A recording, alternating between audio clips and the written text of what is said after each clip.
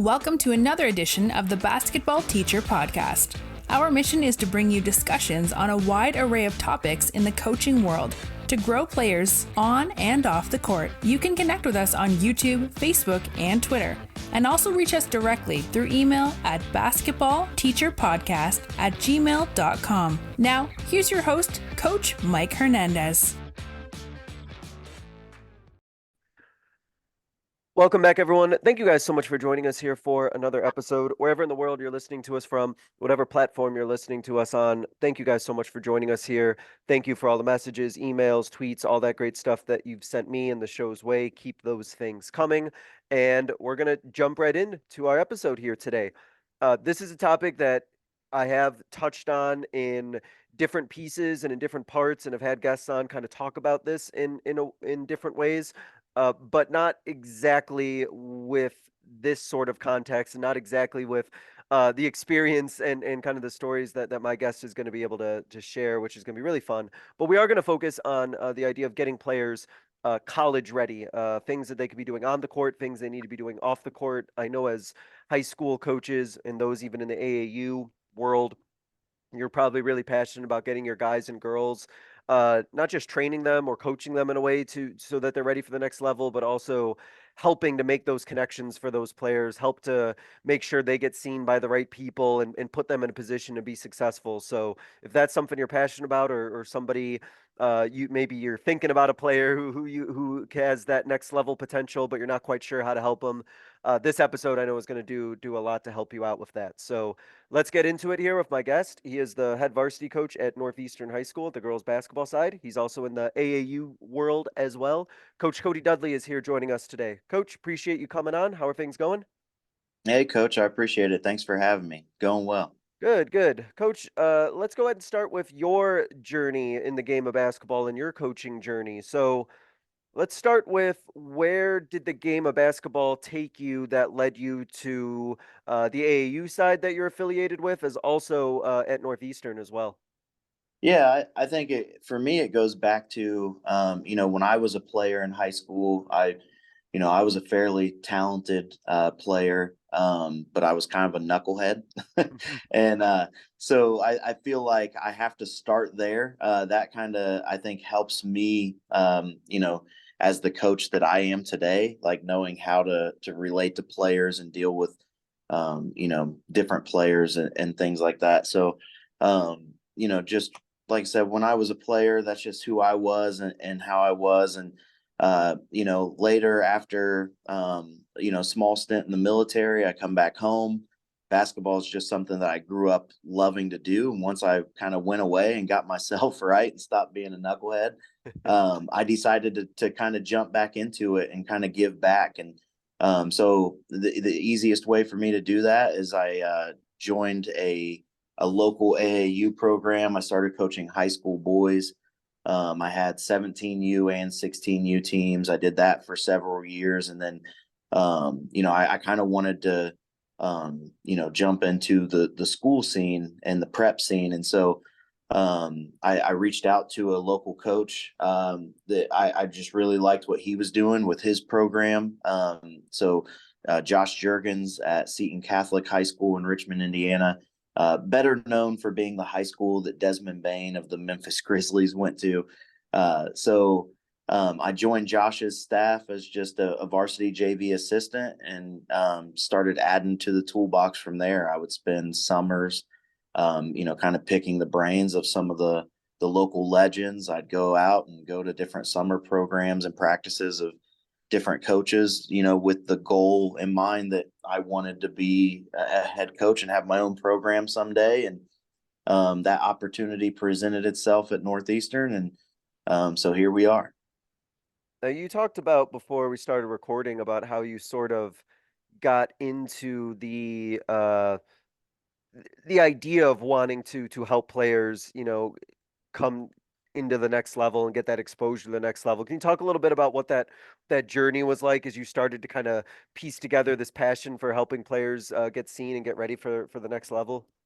Yeah, it's one of those, if you're around basketball enough, certain kids pass the eye test, right? Like, whether you're coaching in a game or scouting a game or just watching and enjoying a game as a fan, certain kids stand out. And, fortunately for me, I've had a couple kids, once I left the AAU scene and jumped into coaching at Seton Catholic. One kid specifically, Jake Moynihan, was kind of the guinea pig for this whole thing that I'm doing now. And it was just, he kind of had all the tools. You knew he had the ability to go play college basketball, and he just kind of expressed that interest, but really didn't know, how to go about it. And honestly, I didn't either. So for me, it was just, the easiest way was just, okay, well, you got to make connections. And so I just started reaching out to different coaches. I kind of started locally with we have a D3 and an NAIA in our hometown. So I just kind of started there and then branched out, schools, that were in our state and then surrounding states, and just kind of grew from there. And I would literally just send us a simple email or DM on Twitter, following them, whatever the connection was. I was trying to make all connections, and just kind of introduce myself and try to learn a little bit from them, like things that they wanted to hear or wanted to see or wanted to know about players. And it's kind of evolved to the point now to where I think the first thing you have to do with players is have a realistic conversation about the level that they could play at. And part of that is getting out and watching some of those levels. So I would go and I would watch, whether it be D3, NAIA, D2, JUCO, whatever it was. I would go out and kind of watch those games, just so I kind of had a better understanding of the landscape and what types of players and talent wise were going to play at different levels, which ultimately helps me now. I can go watch a kid play, and after seeing them play, a few times, I have a better understanding of what their fit probably is and what those coaches at those levels want. But that's really kind of how it started, was with that one kid specifically. And then I just kind of had to teach myself and make those connections, and then, try to figure out what the best fit for him was, what he wanted to do, and, use the connections that I had made early on to try to make that happen for him. Awesome. And I'm gonna come back to that thought a little bit later about some of the things that you observed watching some college hoops. But I did before we get into this topic any further, I did want to give you the opportunity to talk about culture a little bit, because I know that that's something our guests are always fascinated about and always looking to learn from and take some ideas from. So I wanted to ask you first about the culture at Northeastern, and how would you describe what the culture is over there? What was the process of it getting built, and what are some of the things that you did to kind of build that culture to where it is? Yeah, I was pretty fortunate enough to walk into a situation that had, obviously some talented players that were already there. Some of the culture was in place, but it's one of those. I kind of took what Josh had built at Seton Catholic and what I had seen working under him, and when Desmond was there, and then hearing about all that stuff. And then I took that and went to Northeastern with the idea of just kind of molding it into exactly what I wanted it to be, right? I was already kind of in the scene of helping kids with recruitment and things like that. So there was, a lot of excitement and buzz coming to the Northeastern community, where they're like, oh, okay, now he's coming to coach at our school. So, if any of us, could go play college basketball or whatever, he's bringing all of these connections with him, right? And he's doing all these different things. But the first thing that I had to do is let them know is, like, what you see on social media where I'm promoting kids and doing these different things, like, that's all great, but you guys don't understand the work that those kids put in behind the scenes. And you have to put in the work, to reap those benefits. And so that was really the easiest way for me to establish the culture was, I can help you get to where you want to go. But you're only going to go as far as your own work ethic takes you. And just having a really cut and dry, clear understanding, that none of that stuff is given. So our boys coach at Northeastern. I mean, he's had crazy, crazy good success. I mean, 20 plus win seasons for I don't know how long. And one of the thing that he always preaches, and when I came over, I kind of picked his brain a little bit. It's just that everything is earned. Like nothing is given. Every single year you have expectations, and those things are placed on you by your local media outlets or the community or whatever it is. But the team just has to buy into the fact that those things don't just happen on their own. Cutting down nets, that just doesn't happen. There's a lot of work that people don't see, that takes place in those early morning practices, those summer workouts, the conditioning, all of that stuff.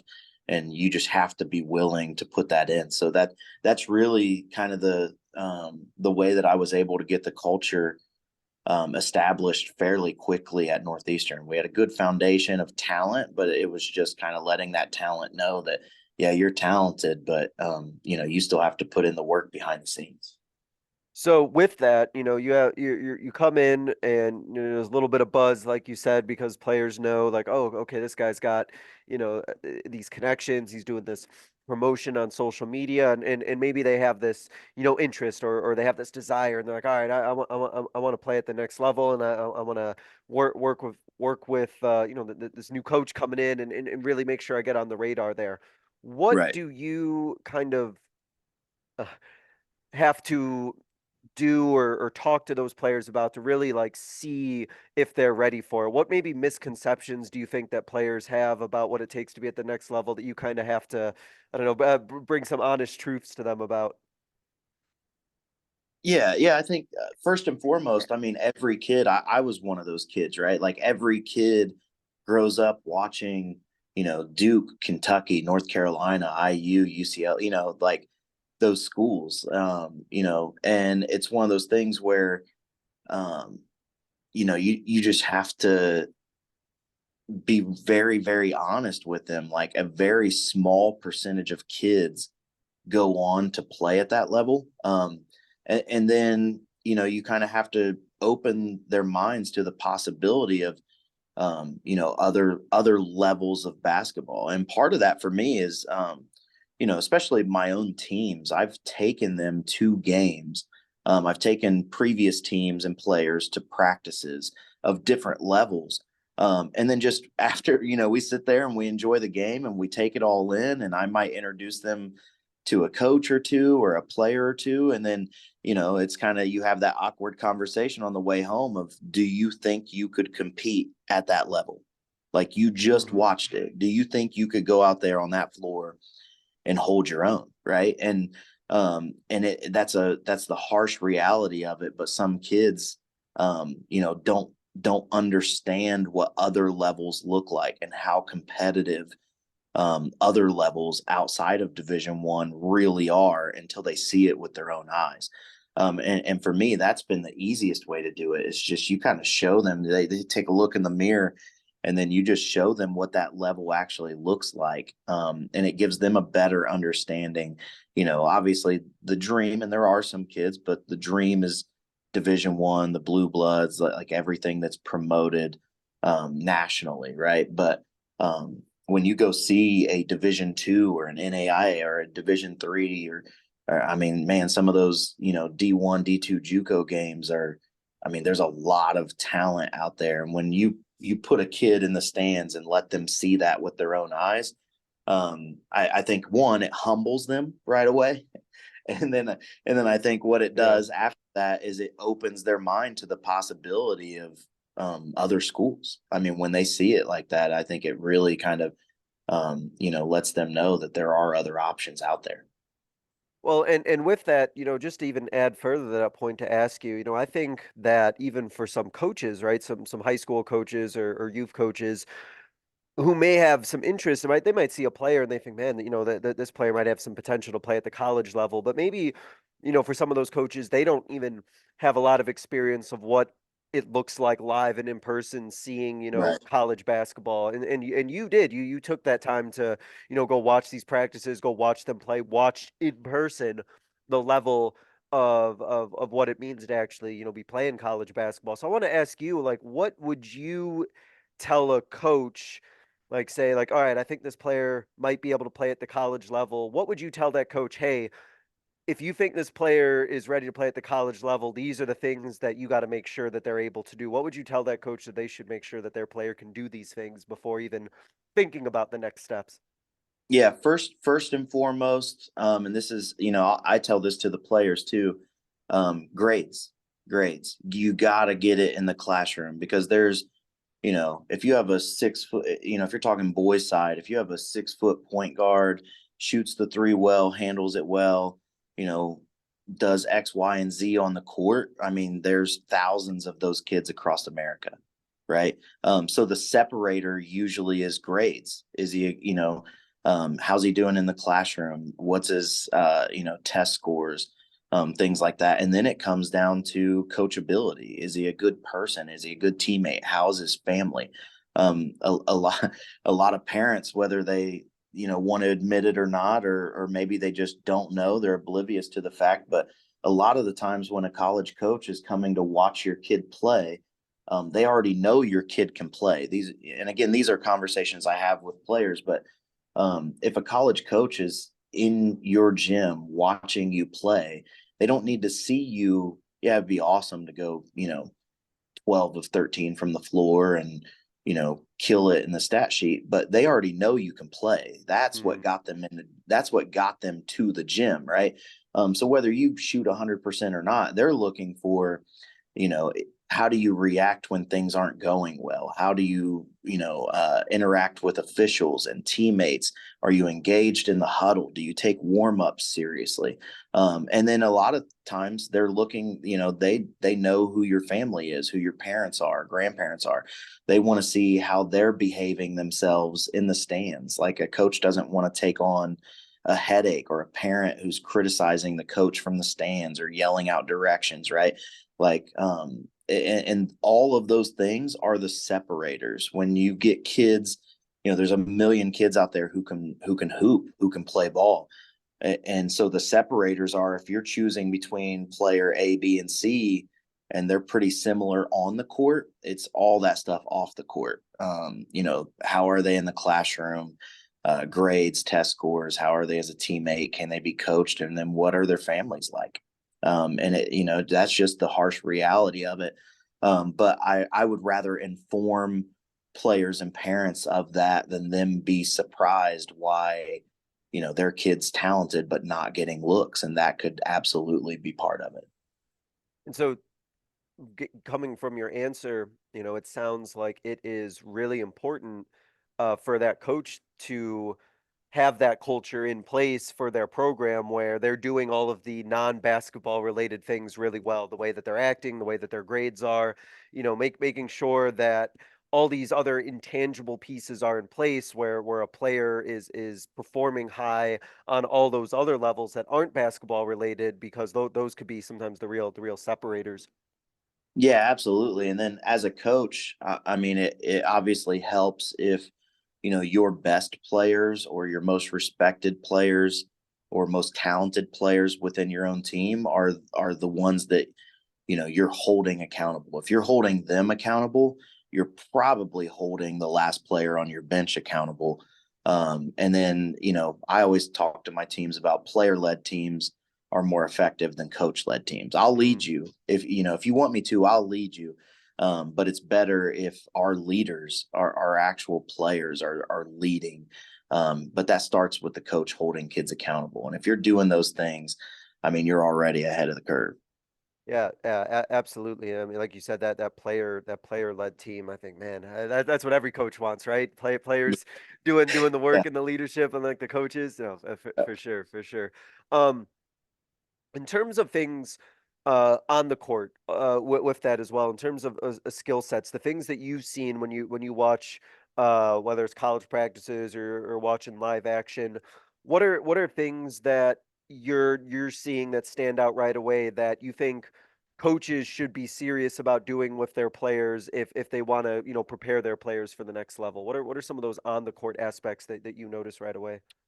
I think a lot of it is, practice habits. I have college coaches that, over the summer, they'll stop in to check out some players, and they're in there for, different workouts and things. And if you're, at the high school level, if your intensity and your competitiveness and the stuff that you're doing in practice mirrors or is fairly close to a college practice, then they know, from day one, they're not going to have to reteach a kid how to compete or how to practice hard, right? Like a lot of kids will play hard, right? You're under the lights, grandma and grandpa are in the stands, your girlfriend's there, your boyfriend's there. Like, I mean, you're going to probably play hard, especially if a college coach is there watching you. But how do you practice daily, right? And I think that's the biggest thing, that'll help translate. If you're well conditioned and you're practicing at a level that is a college level practice, that stuff translates. And a lot of college coaches, especially if they know that a certain program is doing that, I mean, they're just going to pluck players, from those programs, because they know that's an easy transition for them. If the talent's there, they're checking all the boxes for grades, off the court stuff. They're just going to continue to pull, and kind of use certain high school programs as a pipeline over, other schools if they're not sure, or if they've been there and watched a workout and, the practices weren't intense or people weren't playing hard. So that's a big one for me that I try to convey to other coaches is, you can run X's and O's, you can run very, dynamic concepts or things that mirror the college game in that way, but how are you practicing? For you personally, what have you taken from those practices that you've seen that you've kind of incorporated in your own coaching style or in the way that you do your practices? Yeah, it's more for us, it's more skill work with, high intensity skill work. So we're doing everything, obviously at game speed, and we want tons of competition. I mean, everything is on a clock, so players get used to looking at a scoreboard. I want them to, get in that habit of knowing time and score. And if at practice they're constantly looking up to see, all right, if we're keeping score at a certain competitive drill, or if we're on a timer, how much time's left.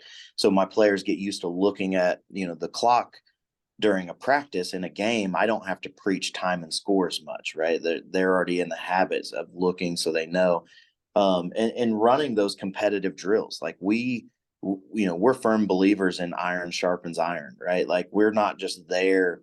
We talk about no wasted days. We're not there just going through the motions. And basketball is a long season. It's a grueling, especially when you're talking about, high school sports. It's probably the longest, I'm sure. And it's a physically demanding sport. So, but when you're in there, so it's easy sometimes to just, all right, these are kind of the drills. Maybe we do these dynamic warm-ups or we do these things. And you kind of just get in that routine. And once you get in a routine, it's easy to just kind of take your foot off the gas a little bit. So for me, like we try to keep things competitive, just to keep that mental edge and make sure that we're going hard all the time. So we're doing, not only competitive things, but we're doing it like at a very high intensity rate.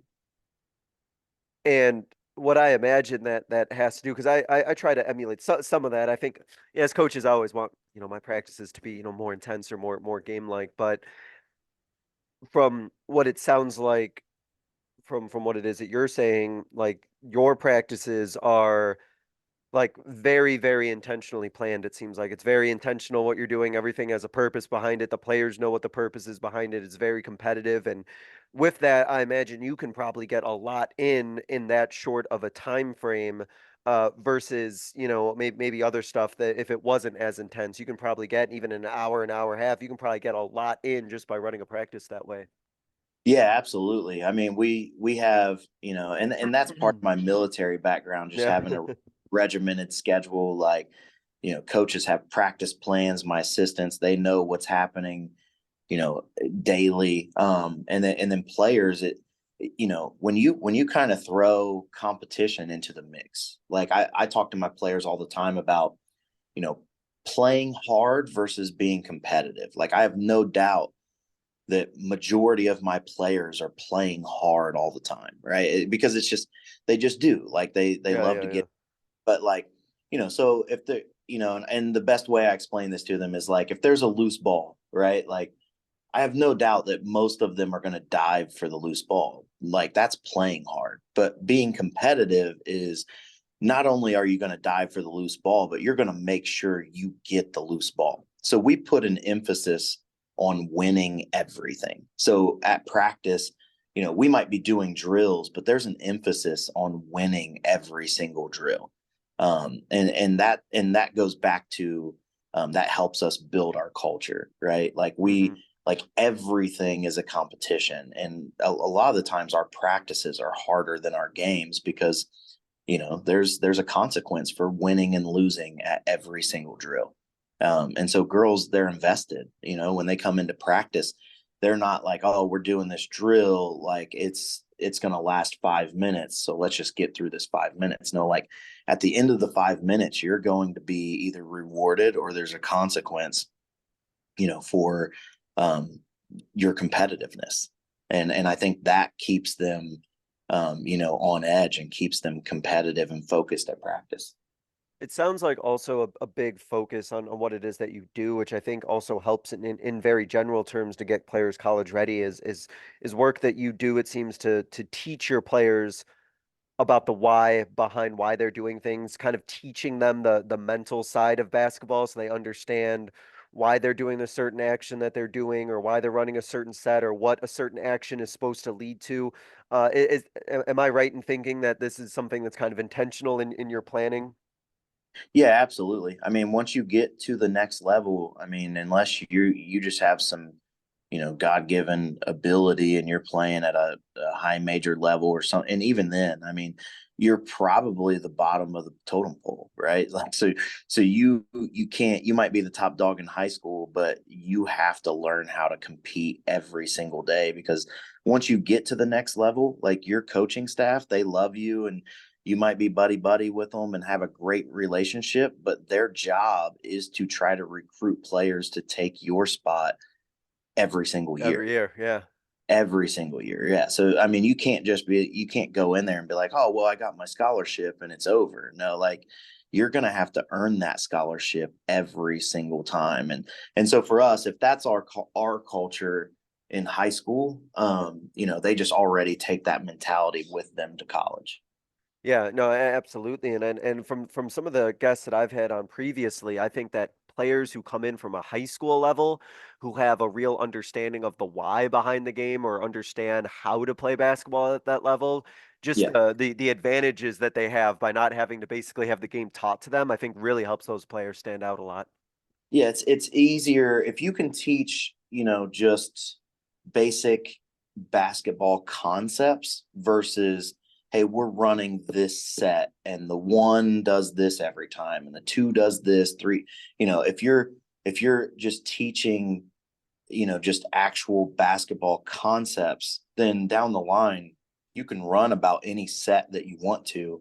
And if you're teaching terminology, I mean that's getting way deep into the weeds, but if you're teaching those things, I could go out and just blurt out some different terminology of what I want them to do, and Hmm. they're going to understand exactly what it is to where I'm kind of, we're running a set kind of on the fly just because they've been taught basketball and not, hey, we're running this set play and I have to do this, right? They're reading and reacting from what the defense is doing. So if you can get to that point and have players buy into that and they have that focus at practices, it just makes your life so much easier as a coach because I mean, at that point, you're spending less time coaching the X's and the O's and more, just kind of, preaching and building on confidence and the things that you really should be focusing.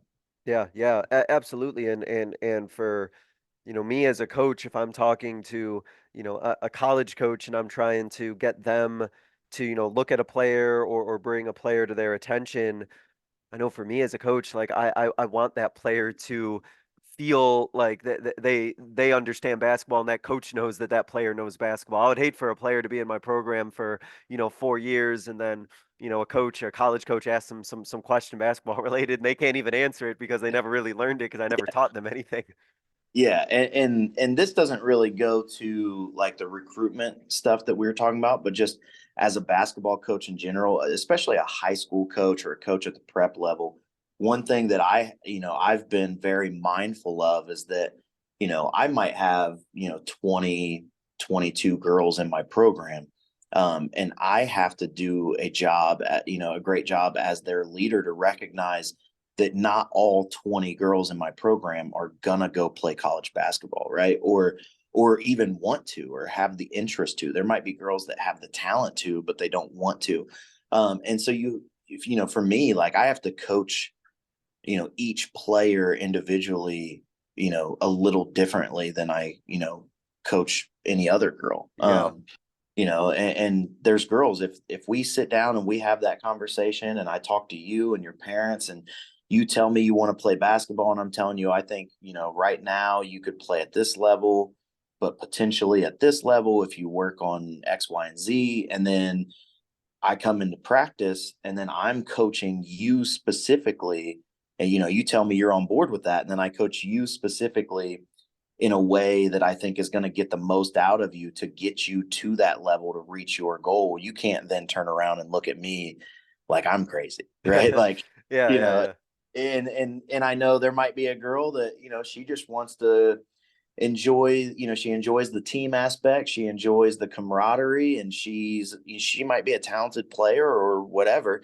But she just wants to graduate high school and maybe just go to college as a general student and become a nurse and a mom. And and it's like, and I have to coach her in a certain way. Like I'm not coaching her the same way I'm coaching a girl who says she wants to go Division 1 and has the opportunity to, right? Like so I think as coaches, especially at the prep level or high school level, you have to be very mindful of that you're not coaching the entire group with the expectations of a girl or boys or a handful of players that have the ability to go play college basketball or that want to go play college basketball. Yeah, yeah, and you may have this, like, I absolutely 100% agree. You may have those few players who are ready to play at the next level and have that desire, but then, like I said, you'll have these other players on your team, which is perfectly fine, who are just enjoying playing in high school, and basketball is going to be done for them after their senior year, and they don't necessarily need the same things that those players do in terms of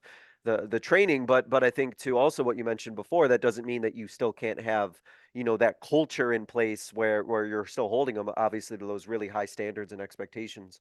No, absolutely. And then, the side conversations that I'll have with those players, right? We have these, like I said, very competitive practices and it's, hyper focused and very regimented and all these things. And then, you turn around and the conversations I'm having with those players is getting them ready for college life where you Yeah. don't have your parents not checking on you to see if you went to class, right? Like the college has already been paid, like that loan or whatever, like that's already taken care of itself. You're on the hook for that bill. So, and you got to have some self-discipline to make sure you're getting to class, or if you're just entering the workforce, like you got to show up to work. Like you got to clock in, do your work the best of your ability and clock out, right? Like and I think still running your practices and having that culture, whether a kid wants to play college basketball or not, that's going to help any kid, whether they're going to college or just entering the workforce. That's going to help them down the line regardless. Yeah, yeah, absolutely. Like, getting players right ready for college doesn't necessarily just mean playing in college, but just life after high school. And for some of them, Exactly. they're gonna be on their own for the first time. They're gonna be, having a lot more independence and freedom than they ever had before. And it's gonna be a big adjustment for all these players when they go to college, whether they're playing basketball or otherwise. Yeah, for sure. Yeah. Talk about the work that you do with your players in terms of players who want to get noticed, players who want to stand out. What do you do to kind of help them get into contact with coaches, making sure that their, social media and everything is good, their highlight tape's good? What goes into, that sort of side of the recruiting process that when you work with players?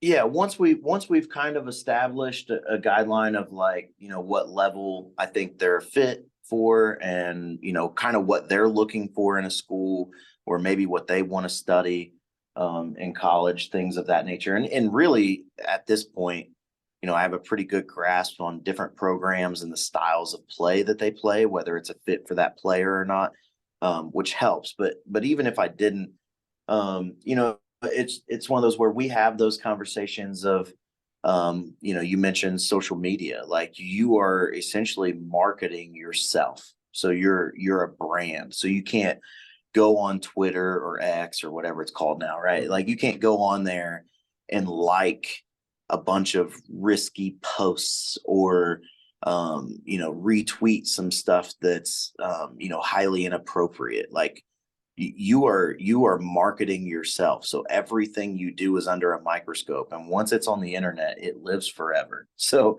we have those conversations. We have conversations of how to set up their profile, just what it needs to include in their bio, sharing basketball or related posts, obviously like pumping up their teammates. I mean, different things like that. Like you don't want to be a kid that's only sharing your own stuff. Like you want to be able to share and enjoy your teammates' successes, whether it's AAU or high school. So we talk about the whole social media side of things, and then obviously if you have a poor performance, or if you feel a certain type of way about a call that coach made during the game, like you don't run to social media and talk negatively, right? Like that's damaging, as well. So we talk about all of those things, how to handle social media, especially as a young adult or young teen, in today's world, and what that looks like. And then how they can establish their own connections, right? Like, it's easy for me to, kind of, connect the two. But it's always nice when a player kind of goes, out on their own and takes that leap of faith and tries to connect with a coach of a school that, they're interested in. And it kind of shows, some initiative on the player's end. And a lot of coaches like that, that, the player's not, a kid that has to be babied or coddled, right? They're kind of taking their future into their own hands. So sometimes I'll establish an initial connection, and then I kind of back up, and I give the kid all the advice that they want or need. And they, I have an open door policy. They can hit me up anytime, and if they have questions about how to answer certain things, or what's truly being asked, or things like that, I'll give them, that advice if they want it. But it's nice sometimes to just kind of let them, kind of take over once that connection's made, and let that relationship happen organically. So yeah, that's kind of the next step in the process. And I know for players too, like it could be daunting, right? It could be a little intimidating for them to, have that communication with a coach, or reach out to somebody and put themselves out there. And Yeah. I think one of the things as coaches that, at least I've tried to do, and I know you can speak on this as well, is really, you know, you gotta almost really get your players' confidence up, almost, to like have these conversations. It's so funny. I have these players who are really confident on the court, but to get them to like want to talk to somebody or introduce themselves to somebody, they are so shy and so nervous, Uh, and it's like it is not easy for them. And I'm sure you could speak to that too. some of the first conversations I've heard some players on the phone with coaches, and some of those first, especially early on conversations that they have, are so awkward. like so awkward. And I'm like, just be yourself. And they're like, I don't know what to say, and things like that. But I'm just, like, they're recruiting you, you're promoting yourself. Like, like, you have the ability to ask them whatever you want to ask them, right? Like, yeah, you want to sell yourself, but you also want to be sold on the school that you're looking into as well. So you don't want to just say, oh man, I'll do anything to get this offer. Like, you want to, like, you want to ask, like, how, if you want to go into nursing, how's their nursing program? If you want to go into business, like, how's your business school? Like, what's that like? What's the schedule look like as a college athlete? Like, what are practices like? And so those are different things where, I kind of preface them before they actually ever get on the phone of things, things that they, don't be shy about asking questions. You're selling yourself, but you want to make sure that, the school that you're talking to is a place that you want to be as well. Yeah, and I think that for players, they don't know what they don't know, right? They don't know the questions to ask necessarily ahead of time. They're not sure. This is their first time going through this process, right? They've never done this before, and I think as a coach, it really benefits you to get a lot of experience in what types of questions these coaches are asking, what types of things you think your players are going to need to know or want to ask. Like, we got to do a lot of homework as coaches to, as you kind of mentioned, get our players as comfortable as possible, because this is everything about that experience is brand new to them, that that they Mhm. need somebody to kind of guide them and mentor them along the way. Yeah, and in a way, I mean, it's similar to, like a job interview, I guess, like a less formal job interview, Yeah. which again, I mean, just helps prepare them for the real world. But like I said, I don't send any of them into it, Throw 'em in the totally fire. yeah, like I'm not sending you in totally unprepared, but it's different. I mean, especially if it's a school that you've had your eye on and you really, really want to go there and you've done your research and they have the program you want, it's the school you want, the distance you want from home, right? Like like they play the style you like to play, everything, and you admire this, and then you feel super confident. And then as soon as you talk to that coach on the phone that you've admired over social media or on TV, right? Like it totally changes things. And I've seen kids just freeze up. But at the end of the day, I mean, they're high school kids, and these college Completely. coaches, yeah, college coaches, it's not their first conversation with kids, and they do a great job usually of handling those conversations and trying to steer those conversations until the athlete's comfortable. But yeah, I always try to prepare them and give them, just some, if they're feeling nervous or feeling stuck, just some go-to questions they can ask just to break the ice. Awesome.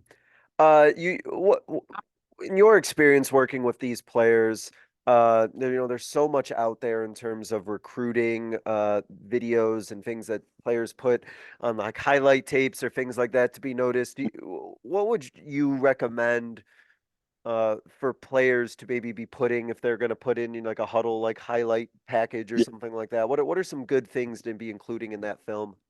Yeah, I would say, unless the only thing you have in your game is outside shooting, like put a good mix, right? Like, coaches don't want to see, first off, your highlight tape should be like a minute 30, 2 minutes tops. And then you want to put all of your best plays, your eye catching plays, right? All in the front. Like, you want to catch their attention in the first 15 to 20 seconds, right? You don't want a coach to look at find your highlight tape and then they scroll to the next thing 10 seconds later, right? And who knows, maybe you had some big time dunk or some awesome pass that was at the 45-second Hidden mark. away. Yeah, yeah, Yeah, yeah. and they never saw it, right? So I would say 2 minutes tops, best plays, best eye-catching plays at the front. And your highlight tape should showcase who you are as a player in totality, right? I did one for a girl today on our team. She's a blue collar girl, kind of a glue type player, really hard nosed, does all the little things, right? I'm not putting a highlight tape together of her shooting 15-foot jumpers, right? It's there's her getting offensive rebound putbacks, her making the extra pass, crashing the glass, getting an and one, diving on a loose ball, right? Like, because that's who she is as a player. And the other thing that I'm telling players is, you can never post that too many times on social media. You can never share those things. But at the end of the day, highlights are highlights and they don't tell the whole story, right? That might get your foot in the door, that might catch their attention, but a coach is eventually going to want to watch a full game film, right? Or they're going to come and watch you in person.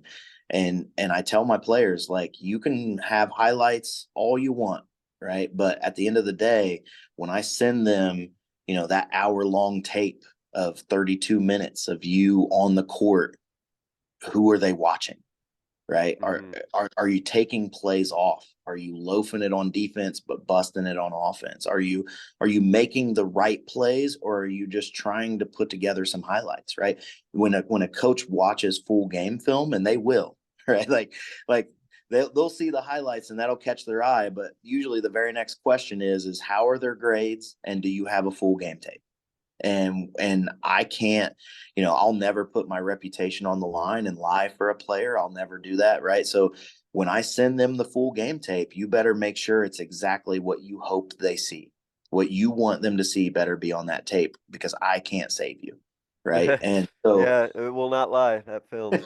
exactly. And so that's the other thing, right? The highlight tape, like that's what it should be. Like I said, 2 minutes, best plays up front, it should showcase who you are as a player in general, as a whole. And then but you better make sure that full game tape tells that same story, because if they watch highlights and then they go watch a full game tape and then they see a bunch of bad play or bad body language or things like that sprinkled in with a couple highlight plays, they're not going to recruit you, because those kids are dime a dozen. With that, something that you said that kind of caught my attention too, and um about like the honesty, right? You talked about your reputation, right? If you're gonna coach asks for full game film and everything like that, you're gonna give them that film. You're gonna be very like honest with a player and everything like that. Have you had to have those hard conversations with players who maybe have a certain expectation or have a certain you know, idea of where it is that they're at as a player, and it's maybe not exactly matched up to reality? How do those kind of conversations go if you feel a player, there's a disconnect between where they think they are and where they actually their game is currently at? Yeah, that happens more often than you think. It's typically, honestly, more with parents than it is Is it? players, right? Yeah, like players typically have a pretty good idea of where they stack up. Now, they might not understand the differences of the level, but like I said, if I've shown them what those levels look like and they've seen it with their own eyes and we've gone through this process, the players usually have a general idea of, by the end of it, of like, all right, coach, like he's saying I'm here, and that's probably where I feel like I'm at. So let's attack that, that these target schools. But like a parent, they just want what's best for their baby. And I Yeah, get, it's like you have that pipe dream of like, and they just don't understand. And that, so for me, like I try to educate parents the same time and the same way that I'm educating kids. And it's one of those, like, if there's just a huge disconnect, then I just have to wash my hands of it. I mean, I hate to say that, but and it's not giving up on the kid or anything like that. But like I said, like I'm not going to go out of my way to try to push a kid as a D1 kid, knowing they're a D3 kid. Like it just, because that's going to kill all of my credibility. And yeah. then down the line, if I have a kid who is a D1 kid and I go to push them as a D1 kid, but these college coaches don't believe me, then I'm hurting that kid's future. And no one player's worth more than the program as a whole. And so you have to have those tough conversations, and I just let them know up front, I'm going to be very blunt and truthful, but we're going to be very transparent. And that doesn't mean that they can't get to certain levels with, by working on some of their deficiencies or their faults, but um, I'm just very honest, where they're at and where I see them, and they can either be on board and I'll do everything I can to help that kid, or they can tell me to kick rocks, and we'll agree to disagree and go our separate ways. And I wish them luck. And what you said, I think, is such a important point as a as a high school coach, in my case, right, to not compromise your own integrity or your own honesty just because you really want to see a player like get noticed, or you really want to, have that player go to that, D2 school or that D3 school. Like if they're not at that level and you try to push them or try to convince a coach that they are, like your credibility Yeah. as a coach is going to be tanked. And once that's done, now you're going to be hurting all of those future players who, Yeah. who coaches are like, oh no, I know this guy's full of it. Why am I even going to like, bother talking to him because, he lied to me or wasn't truthful that one time to me before. Yeah, absolutely. And just newsflash to anyone who's listening to this, college coaches and just coaches in general, it's really a tight-knit community, a brotherhood, a sisterhood. um Coaches get promoted, they get demoted, they move, they look for different opportunities, they're at all these events together, big, grassroots events, AAU live periods, like all these different things, right? Like they talk to each other. Right. So I've had coaches that'll come in, look at a kid and just say, I don't think this kid's a fit for me. Like they're probably a fit for our level, but they don't fit what we like to do stylistically. But I know someone that might be Yeah. interested, right? And so then they will talk to each other about those things. So you have to be, especially as a coach, you have to be very, very careful about the information that you're putting out, because if you're putting out false information, I mean, all you have is your word. And if your word's no good, I mean, you're really, like you might have a special player down the line or a kid who really deserves it, and no one's going to believe you because you've tainted your word. And with that, also, it's just really fascinating to hear just some of the coaching circles that I'm in, some of the college coaches who I know, especially in the area, who talk about, certain players who, if a coach calls them about a player, they're automatically going to take a look at that player or be interested in that player because they trust that high school coach. Or I've also seen the other extreme where college coaches like I won't even really even look at a player from this particular program because like, the relationship I have with this coach or the way that this coach it runs Yeah. their program has this reputation Yeah. that I won't even touch players from there. And Yeah. it's So, crazy. yeah. So I mean, I won't call him out and throw his name out here or anything like that. But just a specific example for me, right? Like I had, I used to send out emails to different coaches about different players, and there was a coach, was at an NAIA, and I was sending information. At the time, I was a boys coach, Hmm. but I'm sending information about some girls that I thought could play at the NAIA level that I thought would be a fit, right? And he recruited one really, really hard, and she ended up committing to a different NAIA. Well, months later, or the following year, I put another girl kind of on his radar, right? And he really liked her, so he started recruiting her, and then um, she actually committed to the school. And then he kind of told me, he's like, man, I will forever open emails from Cody Dudley. Like if I get an email from Cody Dudley about a player, like everyone you've sent me has been a fit for our level, for our team. Like, so if I get one from you, I know it's good, right? So in hindsight, what ended up happening is this coach left as the head coach of this NAIA and took an assistant job with a D1. Well, I left coaching boys, started coaching girls, and I had a Division 1 player or a Division 1 girl on the team that I took over. And the first email I sent was to him about this girl. And she actually committed and is going to play at that school, right? So Yeah. it's like you have those connections. That connection was built when I was a boys coach and they were a head coach at an NAIA. And because I was true to my word, the level and the fit was spot on, right? We kind of built a little bit of chemistry and trust. And then down the line, it earns another player of mine a Division 1 scholarship because, like I said, those coaches, they move, they change levels, they get promotions, right? And all you have is your word. And if your word is good and you stick true to that, you can make some really good things happen for players.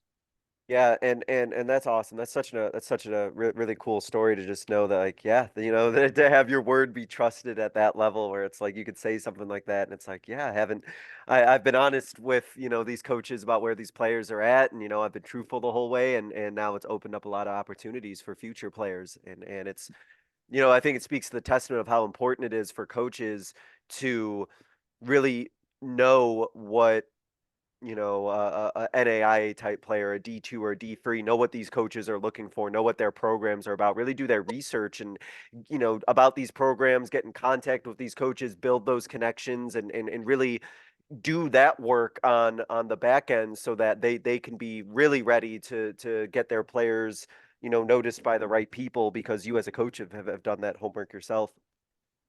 Yeah, absolutely. And like I said, when I first, started making connections and Hmm. kind of, going down this path of helping kids with recruitment, I I just didn't, like you said earlier, like the kids, like I just didn't know what I didn't know. And now it's to a point to where, I know certain schools play certain styles, and if they're a full court press, we're rotating all kinds of guards, things like that. Like I'm not going to put, you know, a, a slow it down post player, on their radar, because I know it doesn't fit their system. They're not interested. It's not what they're looking for. Right. But, and so now I've been doing it long enough and have those connections to where, I've even got it down to, to that point. But I mean, that's taken a lot of work. And then Oh obviously yeah, I'm sure. eyes on their games to know what kind of style they play. And, but and you don't have to do that, but it helps, right? Because then when I contact that school, they know that I'm not even going to pitch a player that I don't think would fit their system. Yeah, you don't want to, have a have a player try to say, "Oh, this player would be perfect for you," and they run a completely different system than that player's skill set. It's like, what? Why did you even send this to me? Do you even know who we are as a program? Yeah. Exactly. It kind of kills your word, right? So, Yeah. so yeah, I mean, it's just something to be aware of. I mean, you just don't want to put information out there unless you know. And if you don't know, don't pretend like you do, Well, right? yeah. Just Yeah. just know, like, hey, I got a kid that I think will fit at this level. I don't know if it's a fit for your team, but I think they can play at this level. Let me know what you think, and then give It, them the information. and that goes back to what you just said about maybe it doesn't, but that coach might, put that player with another coach, or recommend a different, coach you might be looking for, because it's one big, fraternity at the end of the day of the coaching community. We all talk to each other. Exactly, exactly. Before we hit our concluding segment, Coach, I did want to ask you, what do you see as like kind of your next steps of kind of evolution, maybe as a coach, in terms of what you want to keep doing, continue to do, maybe look to do new, or continue to improve on, in terms of helping out these players get noticed by colleges? Yeah, I I haven't really thought about it.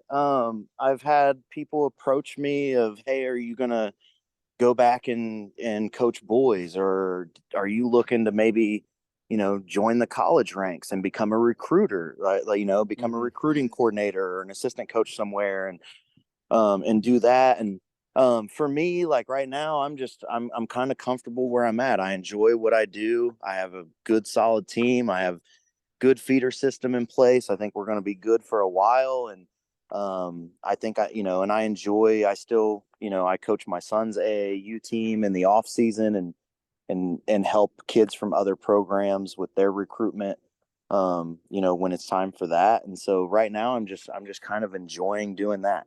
Awesome. That's great. Yeah, definitely keep doing what you're doing. You're doing great things, Coach. To wrap up, Coach, there's a couple questions that I ask every guest. So I'll start with this first one, which is, thinking back on your coaching career, what is a moment from your coaching career that you think others listening would be able to learn from? Oh man. Last year, I would say last year, it's different when you're an assistant. You're invested, but the results of games don't directly fall on you or reflect on you, right? So I think about last year was my first year as the head coach with this program. Like I said, I inherited a pretty good team. There were some Hmm. different things that we had to tweak and get right and establish. But we were considered, I guess, the favorites heading into our state tournament play. Yeah. Um, and for me, it was, there's tons of pressure and everyone expects you to win, and we didn't win. Right. Like, and you get there and it's like, oh man, I thought this was the year. Like everybody thought it was the year. And you just hear that all the time. And for me, it was, just being able to take a step back and just look at the big picture. Right. Like, when I was able to get away and I took a step back and looked at it, and it's like, I mean, how often do you have a chance to win, big games like that, or advance in the state tournament or whatever it is? And for me, it was, you know, yeah, that would be awesome. That would be great, but that's not why I became a coach, right? Like I became a coach to impact players' lives and to help them achieve goals and get to certain places. And when you can take a step back and look at the totality of everything and not put so much emphasis on one game or a couple games where things didn't go your way. As coaches, we tend to take that stuff home with us, right? I know I do. Mm. Like it just ate at me for a really long time. But then, you know, like I said, after some time went by, I was able to kind of step back and kind of look at the season as a whole, and like, man, we had a really successful season. We won 16 games in my first year while I'm trying to establish the culture that I want. And we had some young players, so we kind of, we returned a lot of our core for this year, which is why we're having so much success. And I would just say, as a coach, like, don't get so wrapped up when things go wrong or put so much emphasis on one game or one moment. Like, when it's all said and done, take a step back and look at, the bigger picture, the totality of your body of work. And are you making an impact and helping kids achieve their goals or do the things that they want to do? And I think for the most part, most coaches are. And I think if you looked at it that way, you'd feel a lot better about, your actual success, and what measures that. Yeah, if you to that point, right? Because I completely agree. If you measure everything by wins and losses, there aren't too many happy teams at the end of the year, happy coaches then, if that's how you No, measure it, right? Yeah, right. yeah. Yeah. So no, no, I love that a lot. That's great. Measuring success in ways that aren't just wins and losses. But the wins are great though. I love the Yeah, wins. it helps. It definitely helps, man. Yeah. Awesome. To wrap up, Coach, I give every guest what I call a 60-second soapbox, but you're welcome to go over 60 seconds because I'm not going to time you. But it's your platform to kind of get out like a final idea, a final message, a closing thought, something that you want to leave the listeners with. And you can feel free to take it in any basketball or coaching related direction that you want. So, Coach, I'm going to go ahead and open up the floor and let you take it from here. Yeah, I mean, I honestly, I thought about what I wanted to say in this segment, and there's just so many different directions you could go. I just think at the end of the day, coaches are teachers, and we all have different experiences. Like I talked about early on when we first got on here, I was a knucklehead as a kid, and my high school coach, I gave him so much grief when I was a player. And I was a kid that every coach would hate to have on their team, right? And now my high school coach is an athletic director of a rival school. And I tell him every chance that I get that, like, I wish that I would have listened to some of the lessons he was trying to teach me. And I would, and I don't want him to think that it fell on deaf ears, right? Like now, as I matured and got older, and now I'm coaching and I'm in the same position he was in at one time, like that I get it, that I Yeah. understand. And for me, I think as coaches, or even players, if you're listening to this, like one day, you're going to look back on it, and you only, in high school, you get 4 years of it, right? Like that's all you get. And as a coach, you have a chance to impact young people in a way that goes beyond basketball. And so for me, like, yeah, I'm competitive. I love to win. I love the X's and O's. I love, all of those things that go into basketball that makes it what it is. But more than that, I just love, impacting young lives and teaching them lessons, from things that I had to learn the hard way.